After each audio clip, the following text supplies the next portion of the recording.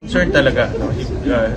For impeachment, ganyan rin. Concerned rin dahil time is of the essence. And pag mayroong mga ganitong one day na walang pasok o early dismissal, hindi na pag-uusapan yung mga items on the agenda. But of course, ang safety ng empleyado natin importante. Especially ngayon na minomonitor ko kanina sa X, sa Twitter, na maraming kalsada, baha na. So, ayaw naman natin mas stranded sa kalsada yung mga empleyado natin. Ano nakikita yung option para makamake up kung sakali kung magsunod-sunod kayo yung suspension? Well, worst comes to worst, Saturday we can make that as an option for hearings, no? For hearings.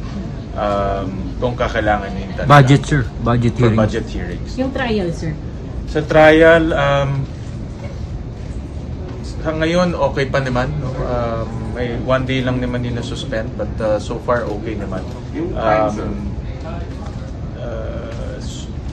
As we go along, monitor namin kung kakailanganin ng additional days or longer hours.